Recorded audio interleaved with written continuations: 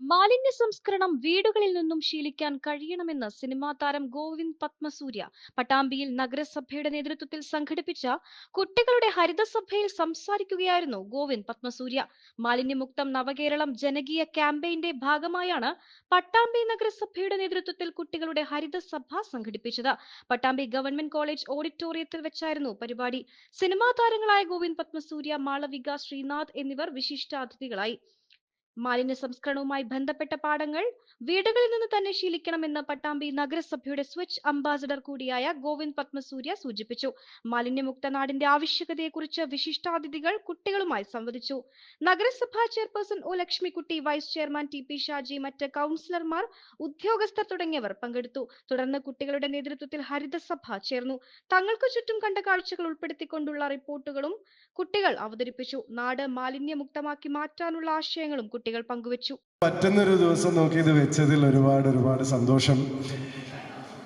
എനിക്ക് തോന്നുന്നു ഈ ഹരിതസഭ കൊണ്ട് ഏറ്റവും സന്തോഷിക്കുന്നത് പട്ടാമ്പിയിൽ എൻ്റെ അമ്മ കൂടിയാണ്. കാരണം കുറേ കാലമായി പട്ടാമ്പി വീട്ടിലേക്ക് കയറുന്നില്ല എന്നുള്ള പരിഭവങ്ങൾ മാറുന്നത് ഇവിടുത്തെ ഇതുപോലത്തെ പ്രവർത്തനങ്ങളുടെ ഭാഗമായിട്ട് നാട്ടിൽ വരുമ്പോഴാണ്. അപ്പോൾ അതിലും വളരെയധികം സന്തോഷമുണ്ട്. കുറച്ചായിട്ട് ഇപ്പോൾ എറണാകുളത്താണ്. ഞാൻ എറണാകുളത്തൊരു ഫ്ലാറ്റ് എടുത്ത് അവിടെ താമസിക്കുകയാണ്.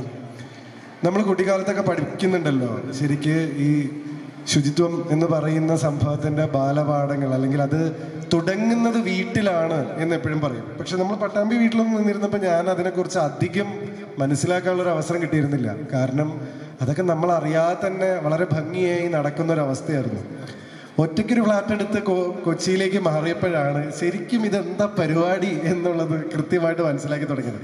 കാരണം അവിടെ ഞാനും ഗോപികയും മാത്രമേ ഉള്ളൂ. അപ്പോൾ അതുകൊണ്ട് തന്നെ വളരെ സിസ്റ്റമാറ്റിക് ആയിട്ട് ഈ സംഭവം വീട്ടിൽ നിന്ന് തുടങ്ങുന്ന ഒരു സംഭവമാണെന്നും ഇത് നമ്മൾ ശീലമാക്കിയാൽ ഒട്ടും ബുദ്ധിമുട്ടില്ലാത്തൊരു കാര്യമാണെന്നും മനസ്സിലാക്കുന്നത് ഈ അടുത്ത കാലത്താണ്. അവിടെ കൃത്യമായിട്ട് ഇത് പറഞ്ഞ പോലെ ഈ പച്ച കളറിലും നീല കളറിലും ചുവപ്പ് കളറിലുമുള്ള കൃത്യമായിട്ടുള്ള ബക്കറ്റുകൾ വീട്ടിലുണ്ട്. ഈ ബക്കറ്റിൽ നമ്മൾ ഫുഡ് വേസ്റ്റും പ്ലാസ്റ്റിക് വേസ്റ്റും പേപ്പർ വേസ്റ്റും അതിനനുസരിച്ച് കൃത്യമായി നിക്ഷേപിച്ച് കഴിഞ്ഞാൽ ഈ ഒരു മാലിന്യം നിയന്ത്രിക്കുക, അല്ലെങ്കിൽ അതിൻ്റെ ഒരു മാനേജ്മെന്റ് എന്ന് പറയുന്നത് ഭയങ്കര ശ്രമകരമായിട്ടുള്ളൊരു കാര്യമായിട്ട് തോന്നുന്നില്ല. കാരണം പക്ഷെ എനിക്ക് തോന്നിയൊരു കാര്യം എന്താ വെച്ചാൽ ഇതൊരു നെറ്റ്വർക്കാണ്. ഇതൊരു ഒറ്റയ്ക്ക് ഒരാൾ വിചാരിച്ചാൽ നടക്കില്ല. വീട്ടിലുള്ള നമ്മൾ വിചാരിക്കണം, ഇത് അവിടെ നിന്ന് എടുത്തു കൊണ്ടുപോകുന്ന ശുചിത്വ തൊഴിലാളികളായിട്ടുള്ള ആളുകൾ വിചാരിക്കണം, അത് കഴിഞ്ഞിട്ട് ഇത് ഡിസ്പോസ് ചെയ്യുന്ന ആളുകൾ വിചാരിക്കണം. ഇതിൽ ഏതെങ്കിലും ഒരു ഭാഗത്ത് ഒരു പാഴ്ച വന്നു കഴിഞ്ഞാൽ അത് മൊത്തം തവിടുകൂടിയാവും. അതുകൊണ്ട് തന്നെ ഇതൊരു കൂട്ടായ പ്രവർത്തനമാണ്. ഇത് പ്രോപ്പറായിട്ടുള്ള ഒരു നെറ്റ്വർക്കാണ്. പക്ഷെ ഈ നെറ്റ്വർക്കിന്റെ തുടക്കം എന്ന് പറയുന്നത് മുനിസിപ്പാലിറ്റിയും ഏകഗണമായി പ്രവർത്തനങ്ങൾ ആവിഷ്കരിച്ചു വരുന്നു. നമ്മുടെ സമൂഹത്തിൽ വിവിധ രീതിയിലുള്ള മാലിന്യ സംസ്കരണ മാർഗങ്ങൾ നിലനിൽക്കുന്നുണ്ടെങ്കിൽ പോലും ഇപ്പോഴും പൊതുസ്ഥലങ്ങളിലെ പല ഭാഗങ്ങളിലും മാലിന്യങ്ങൾ കുന്നുകൂടി കിടക്കുന്നത് ദൃശ്യമാകാറുണ്ട്. നമ്മുടെ ഭരണ സംവിധാനങ്ങൾ സത്വരമായ നടപടികൾ അതിനെതിരെയായി എടുക്കുന്നുമുണ്ട്. എന്നിട്ട് പോലും ഇതിന് പൂർണ്ണമായ പരിഹാരം കണ്ടെത്താൻ നമുക്ക് സാധിച്ചിട്ടില്ല. ദിശയിലെ റോഡരികിൽ പ്ലാസ്റ്റിക് മാലിന്യം കുന്നുകൂടി കിടക്കുന്നു.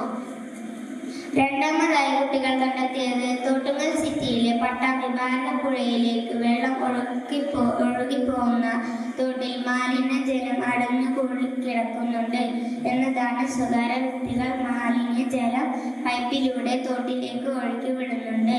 മൂന്നാമതായി ഫോർ ഹൗസ് ഷോപ്പിന്റെ പിന്നിലൂടെയുള്ള റോഡിൽ ക്വാർട്ടേഴ്സിനടുത്തായി ഒരു മാലിന്യ കൂമ്പാരം നിറഞ്ഞ കുഴിയുണ്ട്.